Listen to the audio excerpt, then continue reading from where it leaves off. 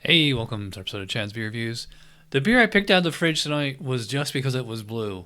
Like I have this blue, I know it looks black on camera, but this shirt is like navy blue. I get the blue microphone cover. There's a little bit of blue in the Magic logo there.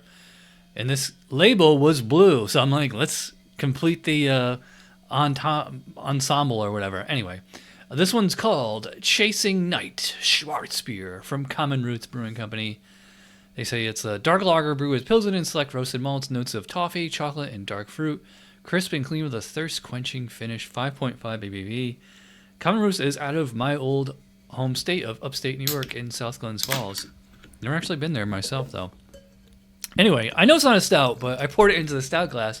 But it looks like a stout. I mean, schwarzbiers are not, despite the name, they're not usually black. They're usually like really dark brown. But that is just straight up black coming out of the can. You know, it's almost like Marshall Zukov. Even holding it in my hand here, I really don't see like ruby red highlights. Like this is just black. And I got, what, 2-3 fingers of foam. Kind of a dark, well, I say light brown. I wouldn't call it dark brown, but mine are brown. Anyway. Yeah, I could smell the roastiness on this from like, you know, an arm's length away. It's funny how like Schwarzbiers can actually smell even more roasty than like some standard stouts. Yeah, so this is just like all roasted malt. I get like a kind of spiciness in here. I don't know which hops they use, but it smells like some kind of noble hop has like almost like a rye kind of character to it. I would not call it fruity. Yeah, to me, it just smells like it smells like roasted malt. I would not call it coffee exactly, but sort of. And maybe like a slight kind of dark chocolate in there, but like this beer does not smell sweet. It smells very roasty and bitter. So maybe it is. Let's find out. Cheers.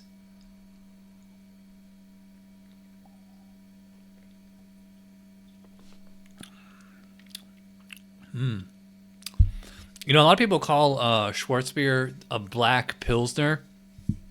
That's kind of what they are. Like, it's actually a very similar kind of base malt brew to the Pilsner, and like that's what I taste on this one. Like, I get like a lot of Pilsner malt in this one, but at the same time, I also get a lot of, like I said on the nose, very very roasty.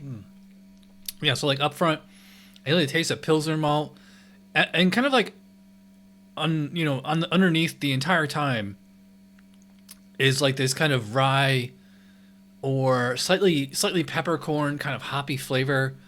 I would call it moderately bitter. I checked our website and it didn't have anything on there that wasn't on the can, so I don't know the IBUs on this one.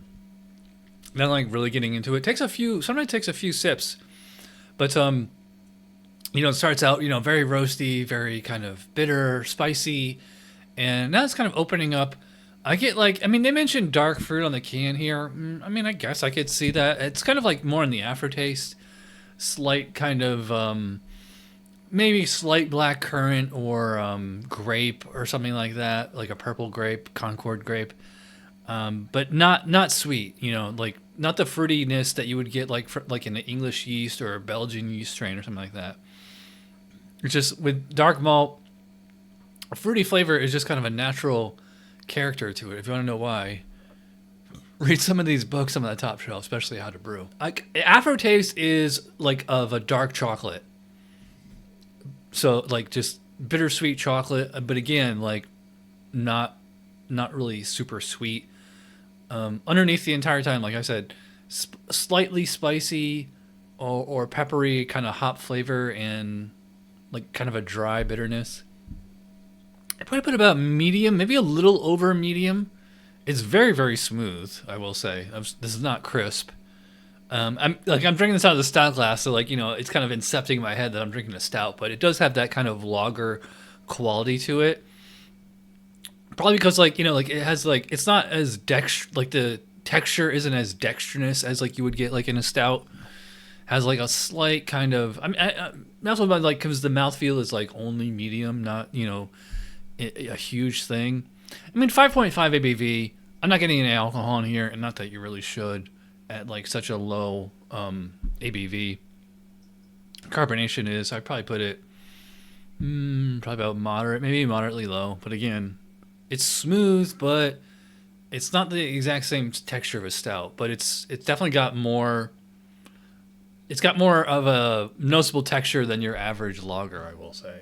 I should have drunk this out of my Chad's Beer Reviews Nonic pint glass. That would have made it like a little bit more creamy, but yeah, like this is just as good of a drinking experience. Got some nice lacing on the glass too. Anyway, before we get into the rating, gotta plug 𝓑𝓻. Got this on there. I believe it was $6.99, $7.99. Anyways, fairly cheap. So if you want to sign up with 𝓑𝓻, use my referral code that gets you $10 off, and it gets me $10 off. So my score for the Chasing Night. You know what's funny? This is the second schwarzbier I've had in like 2 months, and the one I had from Westbrook, beer drink when it's cold outside, like I thought that was amazing. I give that a 10. This one isn't quite as a mind blower as that one, but this is definitely better than most schwarzbiers, especially for an American example. I'm thinking 8. I could maybe go as high as 8.5. I think it's kind of missing a slight kind of wow factor. Like the Westbrook had this wow factor to it. I don't know if there's anything wrong with this at all. I really can't think of anything to criticize it about, but yeah. So 8.5 for the Chasing Night schwarzbier. Love the blue label there. All right, so if you watch all the way in, you know you're awesome. Thanks for watching. I'll see you for the podcast. Cheers.